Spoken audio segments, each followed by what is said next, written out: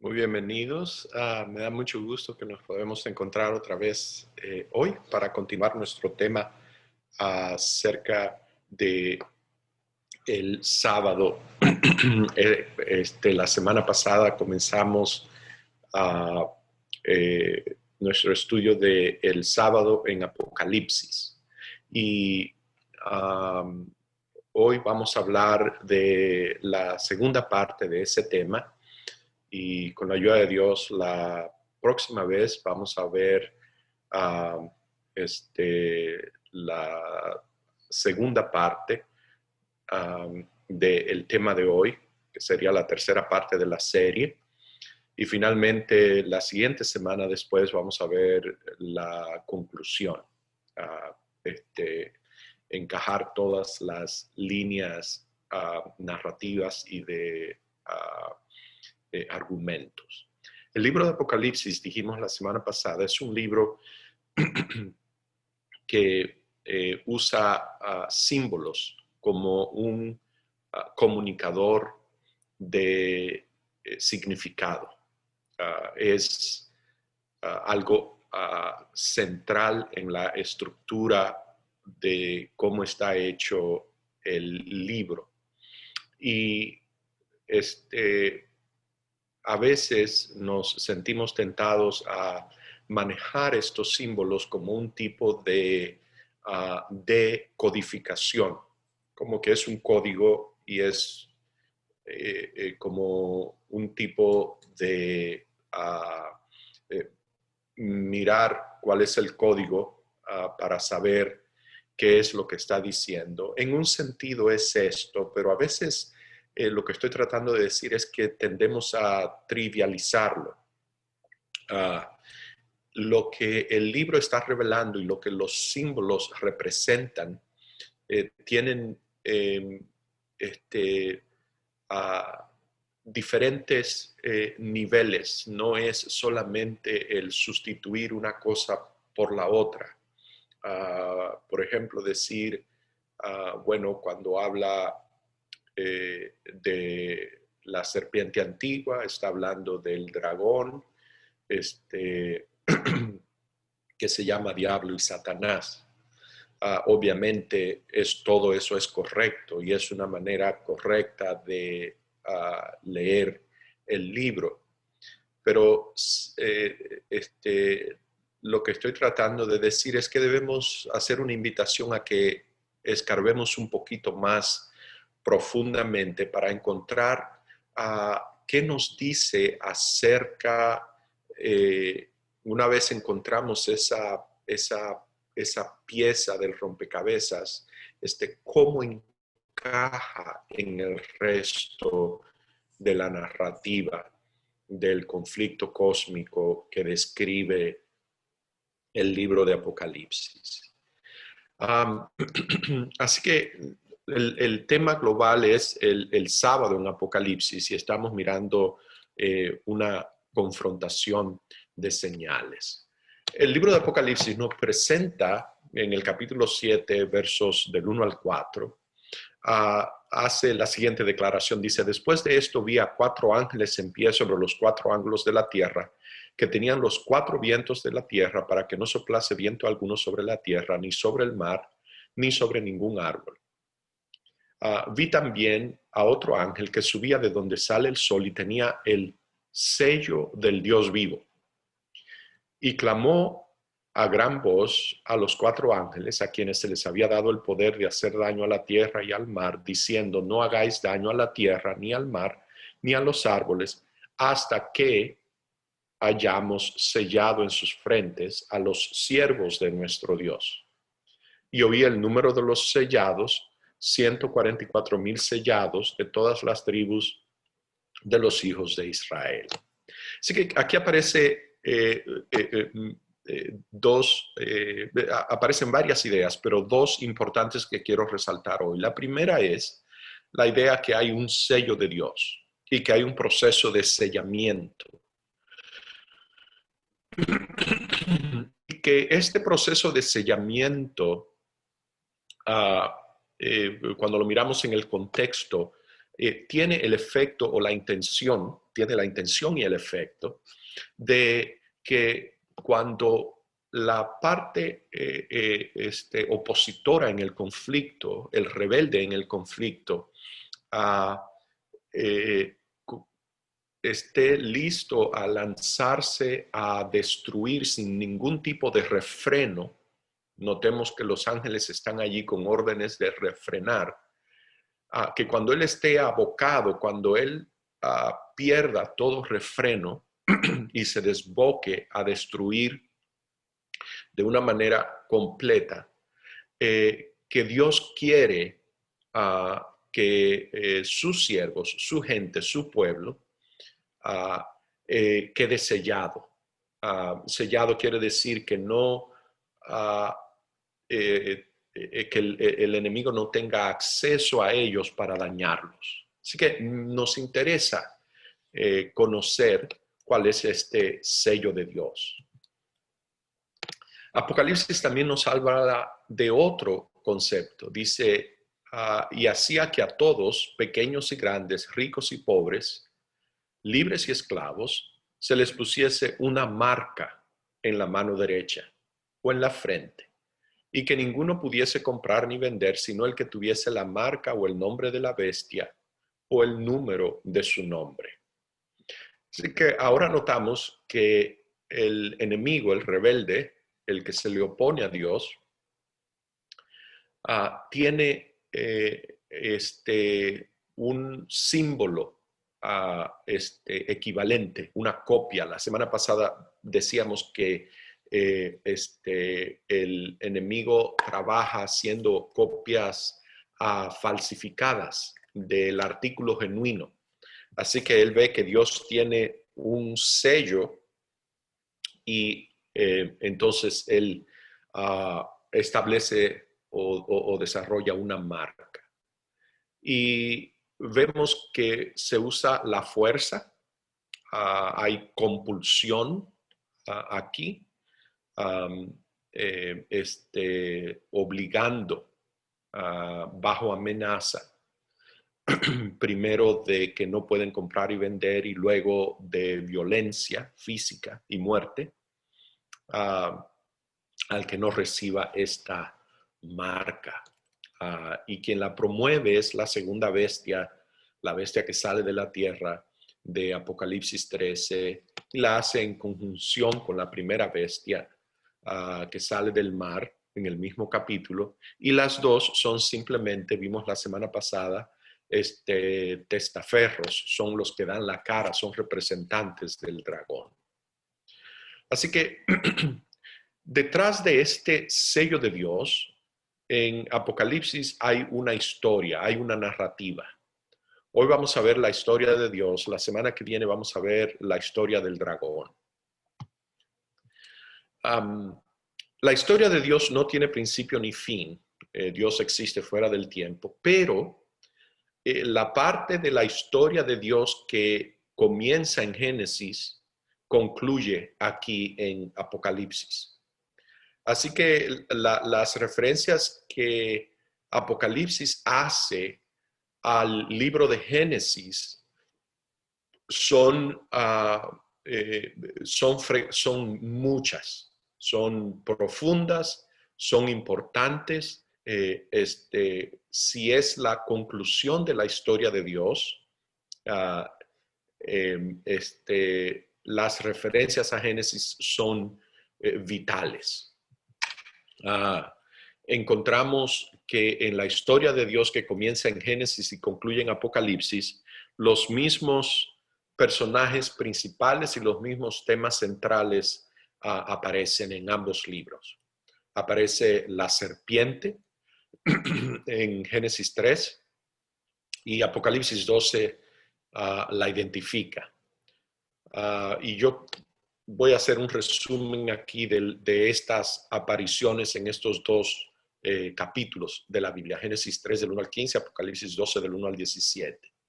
Sí, la serpiente que en Génesis planta en la mente de la mujer la semilla de la desconfianza en Dios, en Apocalipsis queda identificada. A veces los comentaristas de Génesis tratan de atribuirle un elemento alegórico a la serpiente, a la idea que los animales hablan, etcétera, etcétera. Apocalipsis nos deja bien claro, nos identifica que esa serpiente antigua, la serpiente que aparece en Génesis 3, se llama Diablo y Satanás, y que tiene un rol, un papel, él tiene una misión, y es engañar al mundo entero. En Génesis vemos que la mentira que la serpiente dice produce desconfianza. Y esta desconfianza a su vez genera alienación. Y esta alienación lleva a la raza humana a experimentar miedo. Es importante esta secuencia de eventos porque una mentira creída inevitablemente genera y produce desconfianza. Por eso la insistencia en el libro de Hebreos, por ejemplo, que fue la última serie de temas de la que hablamos, insiste tanto en que Dios es confiable, que Dios es fiel, porque una mentira creída es una ley de la creación, de la realidad en que vivimos. Produce desconfianza. Y la desconfianza genera a su vez un quebrantamiento de relaciones. Así que todo el proyecto que encontramos que tiene el Evangelio de la reconciliación, como le llama el apóstol Pablo, es precisamente para resolver este problema de la alienación, del considerar a Dios, en realidad considerar a todo el que no soy yo como un enemigo, considerarlo con desconfianza, considerarlo como alguien de quien tengo que protegerme y con quien estoy en competencia. Y que no es como soy yo. Él es el otro, yo soy de esta tribu, ellos son de aquella. Y finalmente la alienación encontramos en el versículo 10, capítulo 3 de Génesis, que los lleva a ellos a experimentar miedo, porque la alienación, por definición, aísla, separa, y eso produce esta terrible emoción que se llama miedo, que es parte central de la experiencia y la existencia del ser humano. Las cosas más terribles que los seres humanos han hecho a través de la historia tienen un ingrediente de miedo. Muchas de las cosas terribles que están pasando en nuestro mundo hoy tienen como base, fundamento, el miedo. Todo el mundo está aterrado del otro, naciones aterradas las unas de las otras, ideologías con miedo una de la otra, etc. Y en Apocalipsis nos presenta cómo esa secuencia que acabamos de ver de eventos en Génesis se revierte. La mentira queda desenmascarada, lo que hace que la alienación quede superada, lo cual lleva a que el miedo se desvanezca. Ese es el proyecto de Dios. Que la mentira, y estoy usándolo deliberadamente con el artículo definido y singular, es la mentira. No es una mentira, no son las mentiras, es la mentira. Y la mentira es acerca de quién Dios es, el carácter de Dios. En Génesis se dice que Dios le dice a la serpiente que la simiente de la mujer traería al fin, a la destrucción, el dominio de la serpiente. Así que Dios le dice que el hijo de la mujer iba a destruirla. Esta te herirá en la cabeza. En Apocalipsis encontramos a la mujer ahora en la angustia del alumbramiento, esperando ese hijo. En Génesis, a la mujer se le dice que anticipe dolores en sus preñeces y que con dolor daría a luz sus hijos. Y en Apocalipsis encontramos a la mujer estando encinta, clamando con dolores de parto. Así que vemos el cumplimiento de cada una de estas declaraciones o promesas hechas en Génesis. En Génesis, el hijo es una promesa, Dios promete. Le promete a la mujer que va a tener su simiente, que va a destruir el dominio de la serpiente. En Apocalipsis encontramos que el hijo ha llegado y es una realidad tangible. Y nos dice que el hijo es arrebatado para Dios y para su trono. No nos deja ninguna duda que Dios ha prevalecido en el conflicto, que Dios triunfa. Pero la pregunta que hacemos es, ¿cómo triunfa Dios? La manera como Dios triunfa en el conflicto, y no solo la realidad de que Él triunfa, es el corazón de la narrativa en Apocalipsis. Ese es el tema. Lo no anticipado, lo inesperado, lo contraintuitivo, lo que no había subido a la mente y a la imaginación de nadie en todo el universo, es el cómo del triunfo de Dios. Ese es el tema de Apocalipsis. Eso es lo que está sellado en el libro y lo que el Cordero dessella. Así que en un libro que está cargado hasta rebosar de revelaciones, esta es la revelación de revelaciones. Esta es la madre de las revelaciones. Esta revelación es la que produce dos silencios universales. El primero, porque nadie tiene la respuesta al problema, al asunto, a la pregunta que se lanza en el concilio. Y el segundo y más largo de los dos silencios ocurre como reacción al contemplar la respuesta de Dios. El cómo Dios resuelve el conflicto cósmico. ¿Cómo es? Juan ve en visión un trono en el cielo. Se introduce, entra a la escena un rollo sellado que nos recuerda un rollo similar presentado por el profeta Ezequiel. El rollo simboliza en parte el punto de agenda, el asunto pendiente, el problema que está para resolverse, que es lo que el conflicto celestial necesita encontrar respuesta. Y un ángel poderoso que preguntaba con fuerte voz, ¿quién tiene lo que se toma para romper los sellos y abrir el rollo? Y esta pregunta es la que es recibida con un silencio universal. La narrativa de Juan destaca la seriedad del problema cuando añade que no había nadie en todo el universo que pudiera abrir el rollo ni mirar su contenido.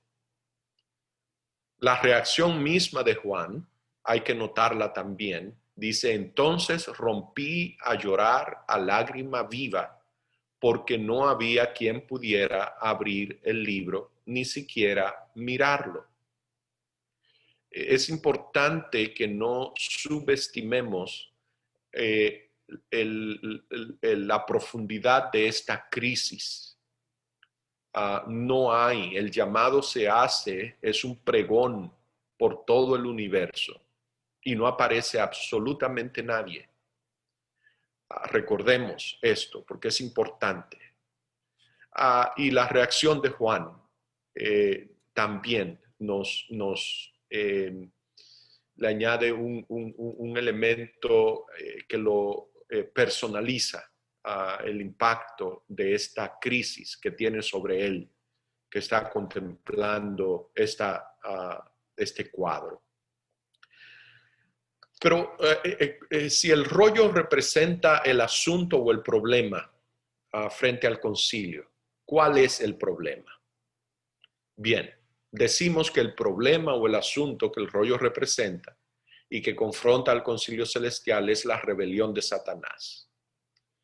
Y esta respuesta, aunque es la respuesta correcta, es incompleta, no es la respuesta completa.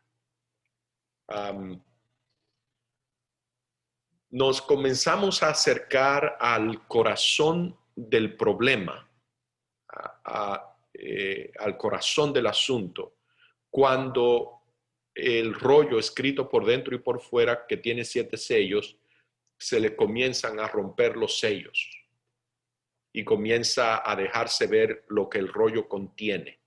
Y lo que contiene son escenas terribles de guerras, hambrunas, muerte y destrucción. Yo pongo aquí los infames 4 jinetes del Apocalipsis que han llegado a ser parte ya de la cultura popular, queriendo significar cosas terribles, cosas malas que ocurren a una escala grande. El profeta Ezequiel usa estas palabras refiriéndose a este rollo. Dice, y comenzó a abrir el rollo delante de mis ojos y pude ver que el libro contenía mensajes de luto, dolor y tristeza.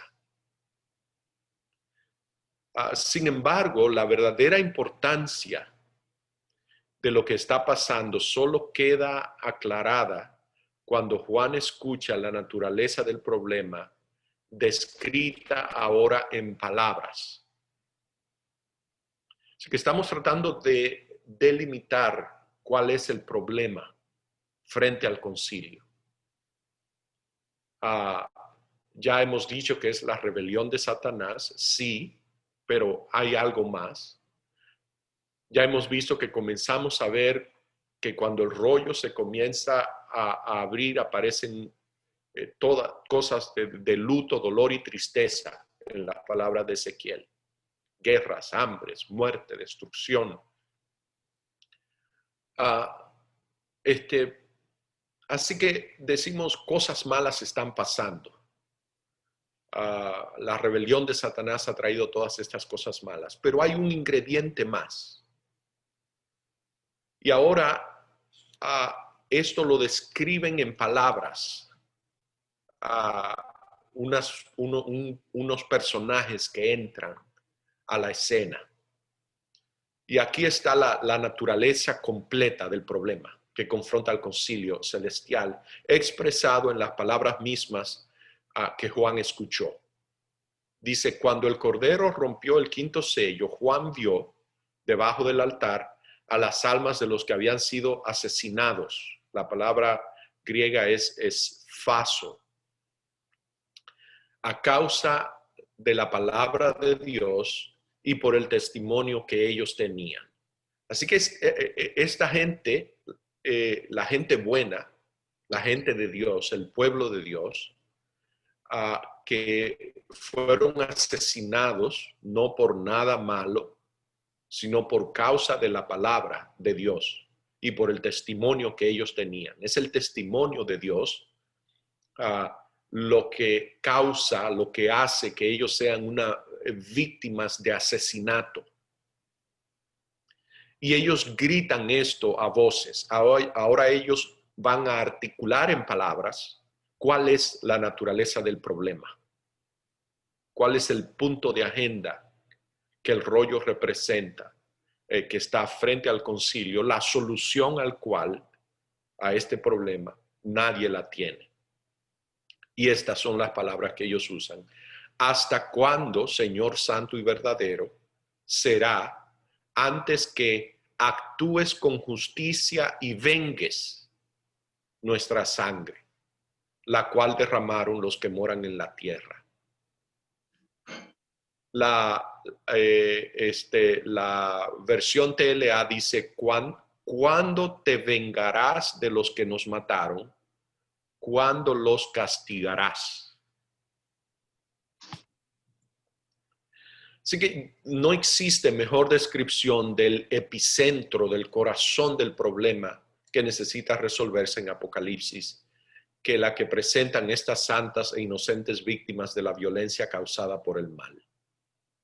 El hasta cuándo que ellos gritan a voces, por favor, cada palabra en Apocalipsis cuenta, ellos están gritando, ellos no están soplando esto, eso es un reclamo que se hace en el corazón, el asiento de gobierno,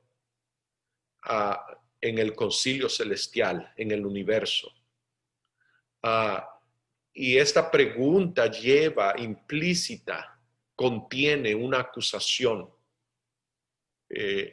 a Dios. ¿Hasta cuándo?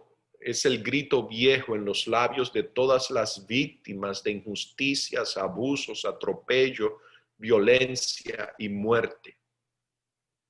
Desde el punto de vista de las almas bajo el altar, y esta es la acusación, hay un déficit de justicia en el universo. La pregunta a Dios es que no está juzgando con justicia. Este déficit de justicia es de parte del Dios justo, del Dios que dice que justicia es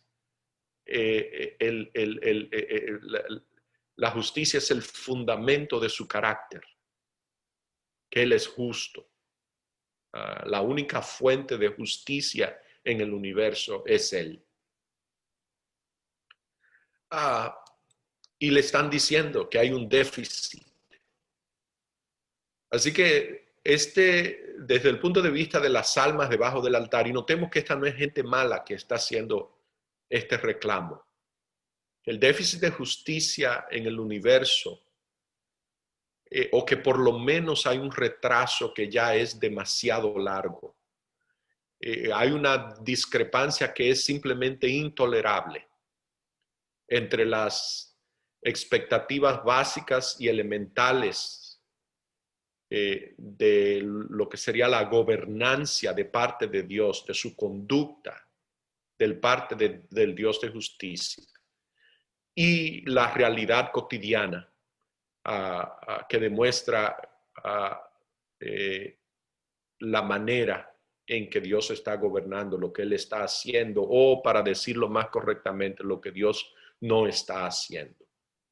Y esta discrepancia intolerable entre la realidad de injusticias terribles, que al malo le va bien y prospera, y que el justo es asesinado, es objeto de violencia,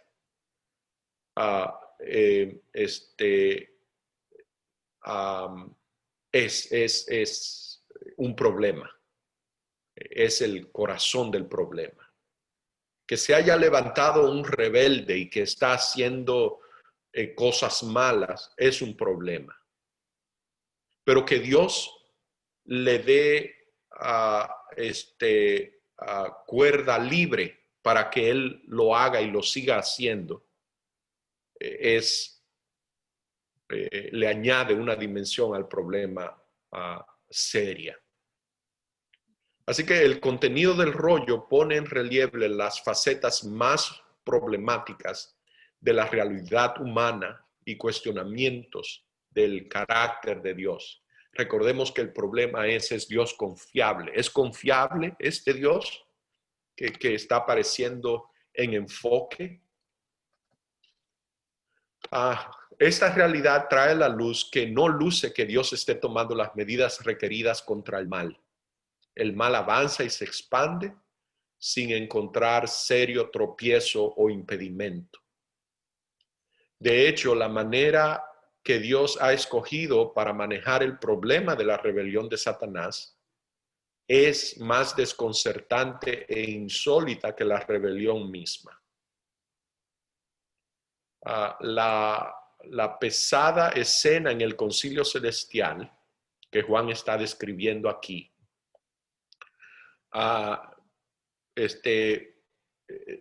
está cargada de las preguntas que han dejado perpleja a la raza humana.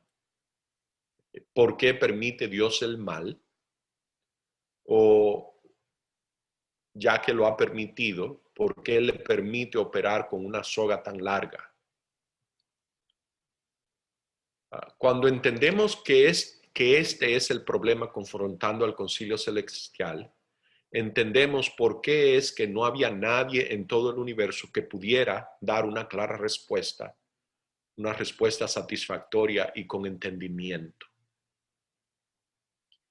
Es en respuesta a este problema que Jesús hace su entrada ante el concilio celestial.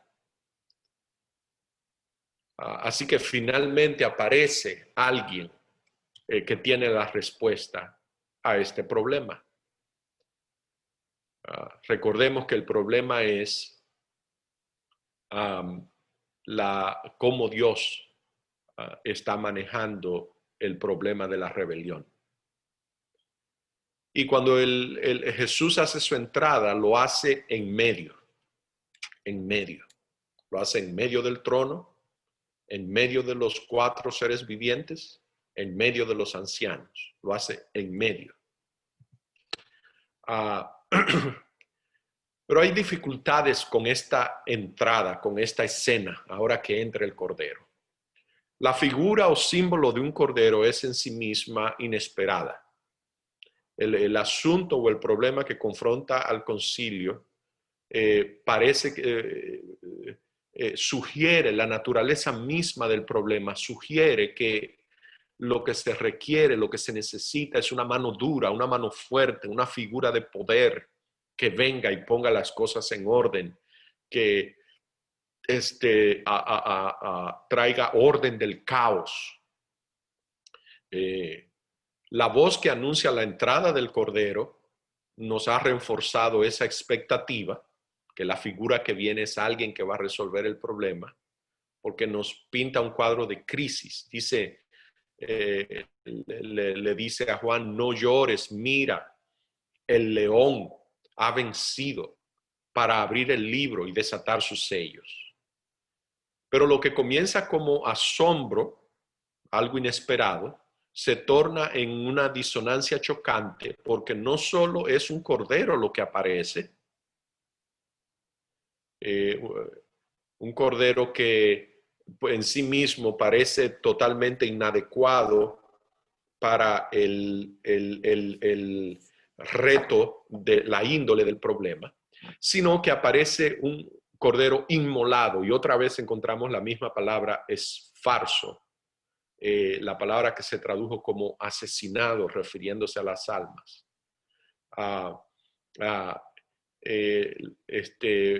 La versión NBB dice, en el que eran visibles las heridas que le causaron la muerte, un cordero degollado, un cordero muerto. Así que no solo es cordero, sino que es un cordero que es víctima de una muerte violenta. Esa es la respuesta de Dios a la pregunta. Esa es la solución divina al reto. Yo quiero que notemos el lenguaje que se usa aquí porque es importante. El verbo que se usa aquí, el verbo es farso, en relación a la muerte del Cordero, está más cerca de, en su significado, en su núcleo semántico, a una muerte violenta o a un asesinato. Tiene más de la idea de masacre o mutilación violenta, de un homicidio ejecutado por un matón, que lo que tiene de una muerte digna o heroica, que es lo que la frase cordero inmolado, como se traduce en la Reina Valera, sugiere a la imaginación. Estamos hablando de un cordero que es víctima de una muerte violenta, de un homicidio, de un asesinato. Es un verbo que en referencia a animales tiene que ver con carnicerías y carniceros. Así que en lugar de posar como una figura de poder, el medio que Dios escoge para revelarse, para resolver este problema es un cordero, y un cordero violentamente asesinado, en el que eran visibles las heridas que le causaron la muerte. De acuerdo a la inesperada lógica de Apocalipsis, el cordero está a la altura de la tarea de romper los sellos y abrir el libro precisamente porque es falso, porque fue violentamente asesinado. El haber sido degollado, violentamente asesinado, llega a convertirse en una parte esencial de su identidad. De hecho, cada vez que el cordero es mencionado en Apocalipsis, el hecho de su asesinato o muerte violenta siempre se incluye. De todos los momentos revelatorios en un libro lleno de ellos, este es el pico, es la cresta, es el pico de la cima, el momento más decisivo en la historia de Dios. El cordero que aparece en medio es el medio de la revelación de Dios. La forma violenta de la muerte del cordero es característica y emblemática de la forma en que Dios gobierna el universo. Eso es lo que nos está comunicando. El cordero es comisionado a revelar a Dios y a contar la historia de Dios. Apocalipsis nos deja absolutamente claro, los teólogos le llaman a esto la cristología de Apocalipsis, que no solo que quien Cristo es, Dios es, sino que lo que Cristo hace, Dios hace. No olvidemos ese principio. Es algo básico y fundamental, pero con frecuencia repetimos preguntas a las que le conocemos la respuesta, porque sabemos que como es Dios es como Cristo es.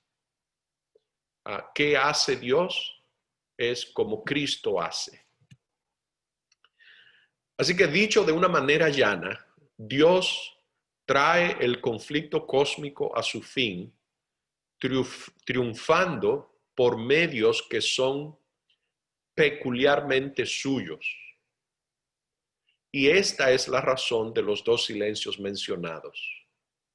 El silencio ensordecedor que precede al rompimiento de los sellos, porque nadie conoce la respuesta, nadie tiene la solución a cómo confrontar esta rebelión. Y el silencio de asombro que aparece en Apocalipsis 8:1, que sigue después de que finalmente yo digo que hay compra en el universo a la extraña manera de Dios manejar el problema. Es como observadores que están indecisos, que no han llegado a una conclusión acerca no solo de entender lo que Dios está haciendo, sino por qué lo está haciendo, hasta que finalmente descubren que la manera como lo ha hecho no solamente es vastamente superior, sino que revela aspectos previamente inimaginables acerca de Dios. Una forma de manejar las cosas que revela no que Dios es tan bueno como el universo pensaba, ni siquiera que Dios es más bueno de lo que ellos pensaban, sino que su benignidad alcanza niveles no imaginados o concebidos antes de que estallara la rebelión. Eso es lo que provoca el segundo silencio. Apocalipsis 52:15 lo pone de esta manera. Dice, ciertamente Él asombrará a muchas naciones. Los reyes cerrarán la boca ante Él, porque lo que no les había contado verán. Lo que no les habían contado verán. Y lo que no habían oído entenderán. Este ver y entender es lo que produce asombro y silencio.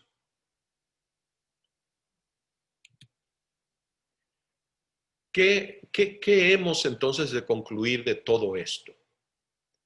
¿A qué conclusión llegamos de una narrativa que parece declarar victorioso al perdedor, a la víctima de la muerte violenta?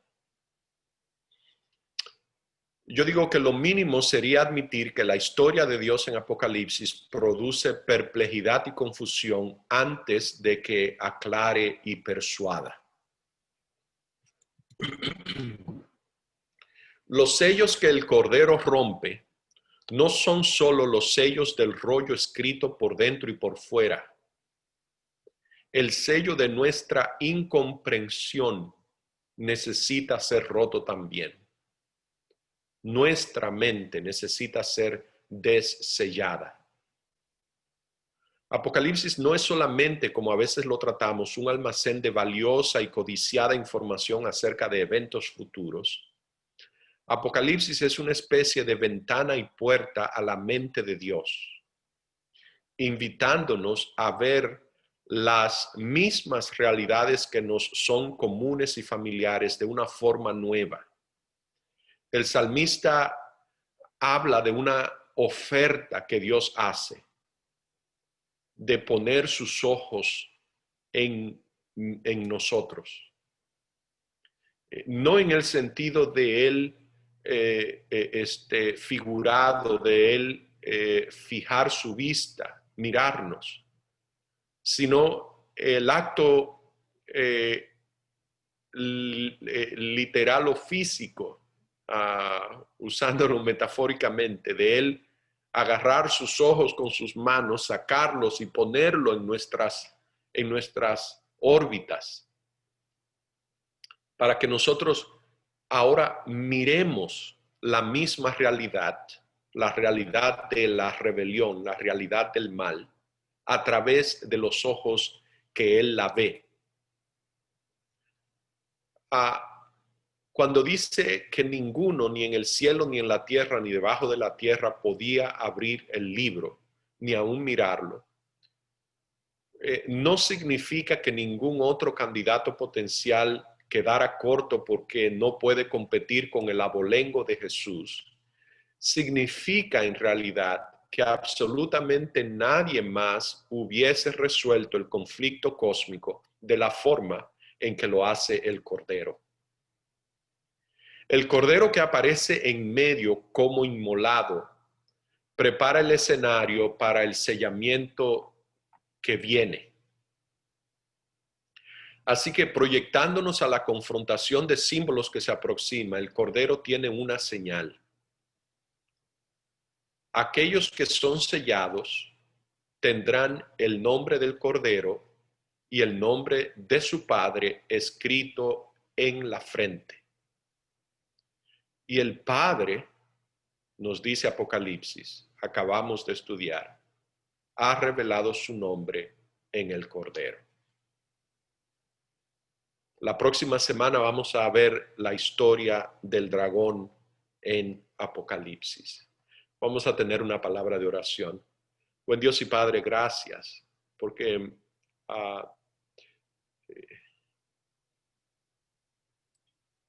quiere poner sus ojos en nosotros. Gracias, Señor, porque podemos ser parte de este conflicto cósmico. Gracias porque se ha revelado a sí mismo. Y gracias por Jesús, que es la expresión exacta de su carácter. Gracias, Señor, por su palabra. Le pido a Dios su bendición por cada persona que se ha conectado, está escuchando este mensaje. Que su espíritu nos dé amor por la verdad. Que seamos transformados por ella. Que al quedar desenmascarada la mentira del enemigo produzca en nosotros el efecto de confiar en su bondad, a descubrir que es un Dios confiable y fiel, para que nuestra relación quede reparada. Le pido estas cosas en el nombre de Jesús. Amén. Bien, ahora tenemos la oportunidad, si alguien quiere hacer alguna pregunta o comentario.